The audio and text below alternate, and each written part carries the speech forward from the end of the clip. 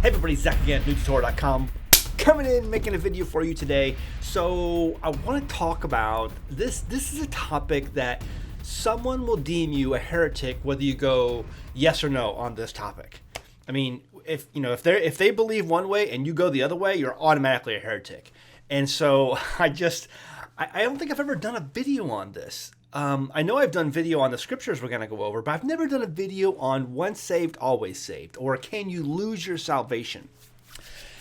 Do I believe in once saved, always saved? Right out of the bag, right out the gate, we're going to tell you right now, I believe in once saved, always saved. Okay, I do. I believe that you cannot lose your salvation. If you were truly saved, you can't lose that. If you lost your salvation, you weren't saved to begin with.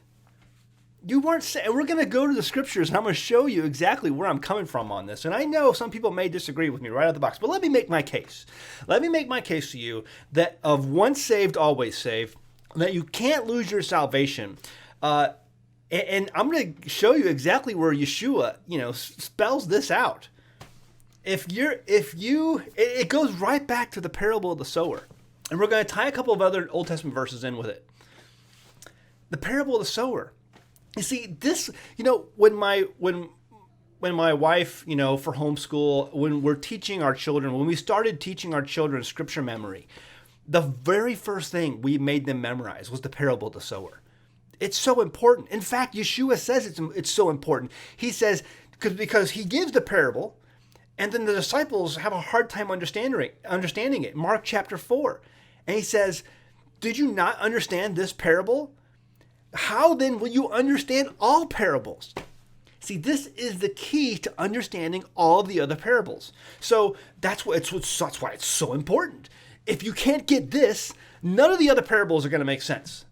The fish drawn into the gospel nets, the sheep and the goats, the 10 virgins, so many of these parables that our Messiah gives, the key to these parables is the parable of the sower. If you can't understand this parable, how then will you understand all parables? So you get this, you can get the rest.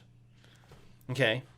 What is the parable of the sower? I mean, in a nutshell, you can go read it. It's in Mark, it's in Luke, it's in Matthew. Okay, so you can go back and you can read this parable, and it's Mark chapter 4 is a great place to start, and it's the parable of the sower. The sower goes out and to sow his field, and he throws his seed out there, and some of the seed lands on stony ground, not so good.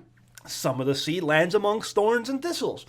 Not so good. Some of the seed is picked up by the fowls of the air and taken away. And having lived on a farm and planted, I have seen that happen time and time again, where you go out there, you plant a field, and you're defending your field with shotguns and BB guns from the crows who are coming in and trying to take all the seed that you've put out there, digging it up and eating it. I mean, because it happens. Fowl of the air come in and take the seed away, and it never grows. And some of the seed grows up. Verse 15, and these are they by the wayside where the word is sown, but when they have heard, Satan comes immediately and takes away the word that was sown in their hearts. There's the fowl of the air. And these are they likewise which are sown on stony ground, who when they have heard the word, immediately receive it with gladness. All right, we'll get back to that in a second, and let's keep going. And these are they which are sown among thorns, such as hear the word. And the cares of this world and the deceitfulness of riches and the lust of other things entering in choke the word, and it becomes unfruitful.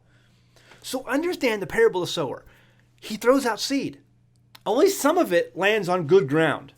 Some seed is going to fall by the wayside. Some is going to get picked up by the air. Some's going to fall on stony ground, not good soil. And some's going to land amongst the thorns and the thistles, and it's going to get choked up. Okay, it's going to try to grow. There's going to be some who receive the gospel with gladness. They're excited. But see, right there, that's a big warning flag. And I see this all the time. See, you shouldn't receive the gospel with gladness. No, because what the gospel does is it destroys you. It rips you down. It tears you down and starts you as a new creature, a new beginning. Because you realize how sinful of a person you are and just how much you need salvation. Let me take you over to Psalms chapter 19, verse 7. It says, the law of the Lord is perfect, converting the soul. The law of the Lord is perfect, converting the soul. Because see, the way the law converts the soul is it shows you how much of a sinner you are. It shows you where you fall short. So here's what I do when I give these speeches and talks. When I go out and people ask me to speak at conventions, I want you to take a different look, because the Bible is an agricultural book, okay? The parable of the sower proves that. Most of the parables that our Messiah gives are about agriculture or about farming of some sort. It almost makes you think that our Messiah was a farmer, or he knew about farming. He lived in a farming community. So take a look at this verse another way. The law of the Lord is perfect, converting the soul. Now, we're going to change the word law. The plow of the Lord is perfect, converting the soil. The plow of the Lord is perfect, converting the soil. Because if you have a stony heart and that seed lands on it, it may spring up for a minute. But once the time of tribulation and persecution, temptation comes into your life, you're going to wither and fail. And are you then once saved, always saved? No. The word was cast on stony ground. You see, the law does not bring gladness. The law plows up the stony ground of your heart, and you realize just how much of a wretch you really are, because you see how short you have fallen. The law of the Lord is perfect, converting the soul, because the law tears up the soil of the stony ground of your heart and makes it fertile. You know, when I don't plow my garden, I layer my garden. It's kind of like a lasagna layering system. That's how I grow. But when I first came out here, it was red hard clay. And so I had to plow it up the first time. And you needed to plow up that hard clay in order to get oxygen and moisture down into that soil so it can begin to break up and microbes can begin to dig their way down and to create life down in there. And so the first time I did my garden here, when we first moved into our homestead, I plowed up that ground to give it a chance to breathe again, because it was so compacted. If I would have planted in it, it would have been real hard to get a crop out of it. Real hard to get tomatoes and cucumbers and all the things that, our garden should produce. So I had to plow up that earth and make it soft and able to receive the seed, able to receive the seed of the word. That's what the parable of the sower is all about. If you can't get this parable, how then will you understand all parables? The parable of the sower, it's key.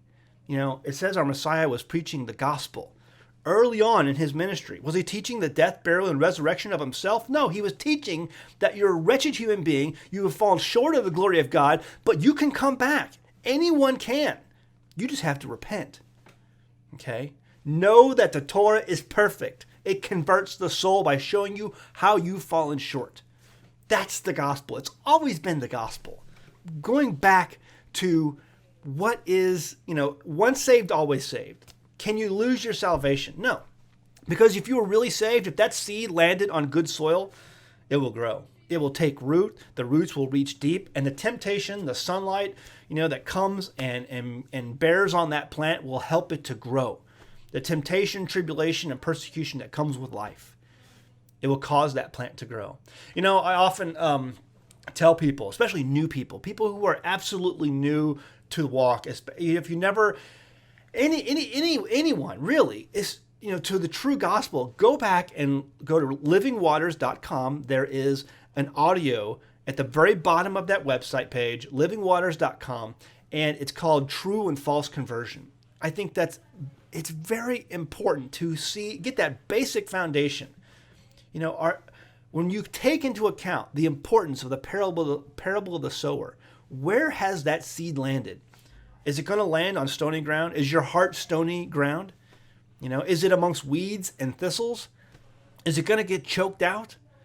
Or is it going to be allowed to grow? Has the law of the Lord, the perfect law of the Lord, ripped up that stony ground and allowed that soil of your heart to become fertile? The plow of the Lord is perfect, converting the soil. Because once you plow up that soil, it converts it. It's allowing you to take that seed and to grow and for those roots to sink deep.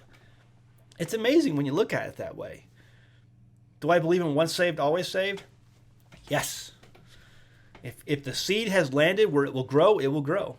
If it lands on stony ground, it may spring up And you may receive it with gladness.